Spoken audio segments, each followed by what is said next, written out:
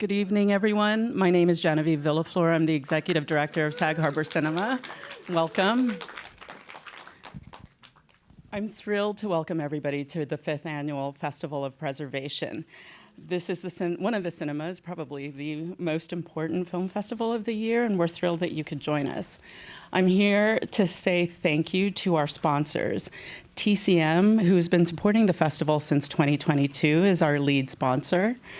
For the first time, we have a festival patron. We have Suzanne and Rob Harwood.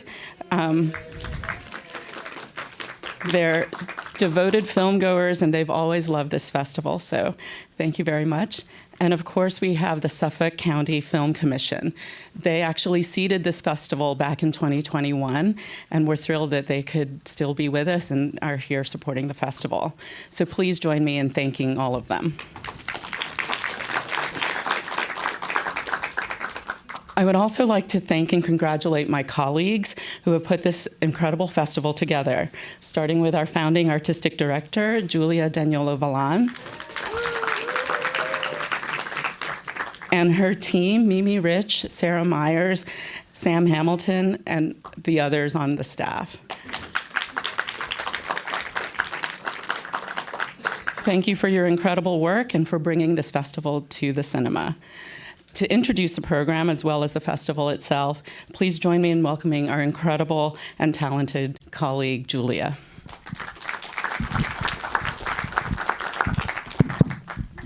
Thank you. I'm still nervous. It's 5 years, but this is really something that this weekend, it's very important to me. It was from the very beginning, I knew I wanted to do it, and I'm so glad that it's growing.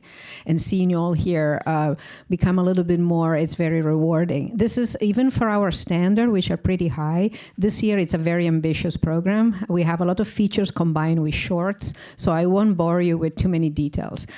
This film, several of you have seen it when it came out. I think it was 1984. It was a famously tormented production, lavish and beautiful. This film you'll see tonight is almost a different movie, and because it's reconstructed and it's closer to what Francis Coppola had envisioned from the very beginning. And I think that the way we intend preservation here, it's multifaceted. It's about restore films. It's about keeping cinema alive. It's about changing them, and it's about making it a discourse with the present, and this is very much symbolize the spirit of the festival. We have a great guest, which I'm going to introduce in a second.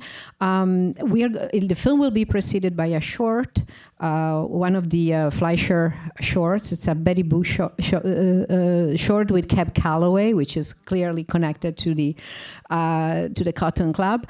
And I want to thank you. The audience. I want to thank our guests, the archivists, the curators, the preservation nerds that come every year to this festival, and they supported us from the very beginning. Some of them are here, some of them are arriving. Is Kevin Shaper, Scott McGee with TCM, Bruce Goldstein with Film Forum, and more are arriving tomorrow. And I need to thank Mimi, Sam, and the wizard in the booth, Sarah, because we couldn't do this without their enthusiasm and dedication. Thank you for Cotton Club, and thank you for coming. Here's Cotton Club, and before will be introduced by James Mockoski, who has worked with Francis Coppola for several years, and is head of restoration and at the head of his archive. Please, James.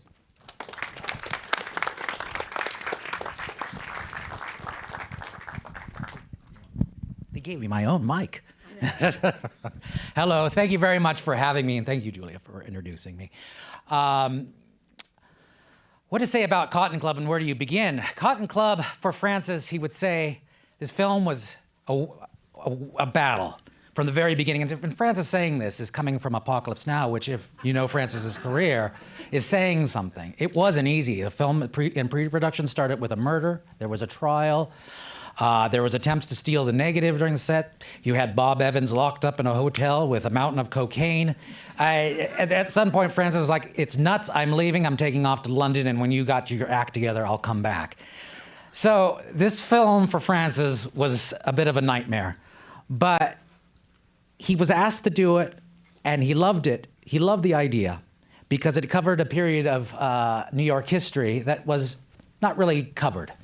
The story about an African-American culture in Harlem and the music and that time period, he just really loved and loved being surrounded by it. So when he got back to set, Francis, at the end, when he was starting to make this film, was being told by the producers, the film was too long. What's this about the music? Why are we doing all these tap numbers? And he's like, I don't get why these people, they want me to make The Godfather. And again, they hired an artist who is going to make a film, not the same film. He didn't want to make Godfather 2, but he made it his own way. So when he was hired to do Cotton Club, he made the way he wanted to do and what was interesting to him. So for him, when the producers are telling him it's too long and there's too many African Americans, he thought it was absurd. How do you talk about the Cotton Club without talking about the wonderful culture that was done in Harlem at that period? So when he eventually escaped the world of Cotton Club and the film was released, it was not released in the way that he was happy with, but he had to make compromise. It wasn't his film, unlike, Apocalypse Now or One from the Heart. This wasn't his film, so he didn't have final say. So he left, but he kept most of the material to recut the film. And he had all the videotapes, and immediately in the 80s, after 84, he sat with Barry Malkin, his editor, longtime editor, friend, and they would noodle around cuts. He said, well, what if we did this? What if we could do it? He had every single shot, scene, take still in his archive, and he recut it. So he had the Malkin cut, which he sat with for many years.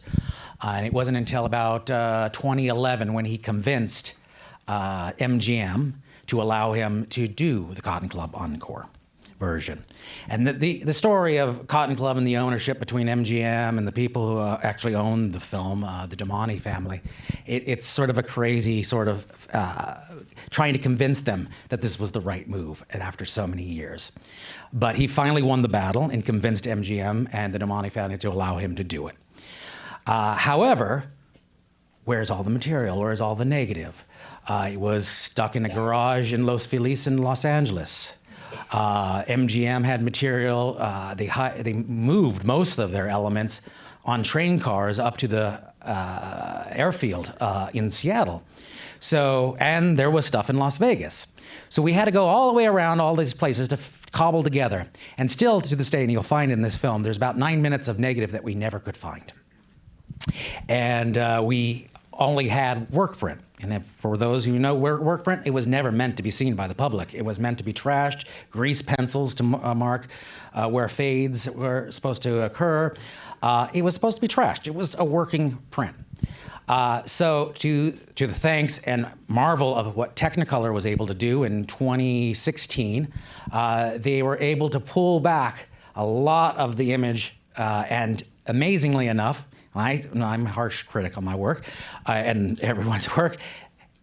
I think it feels seamless, and I hope you do too, as well. But this is the journey films go after 30 years, or even modern films go through these journeys of becoming lost. Things get discarded. So we're very fortunate that we were able to bring this cut to you tonight. So I thank you again, and I will keep my long-winded intro to a minimum. But thank you very much for coming out. I thank Julia for starting me off at the very beginning, because I know you're going to have a better, I'm just sort of like the low bar. It will get better from here. Say that. No, but thank you very much for having me, and thank you very much for the Sag Harbor.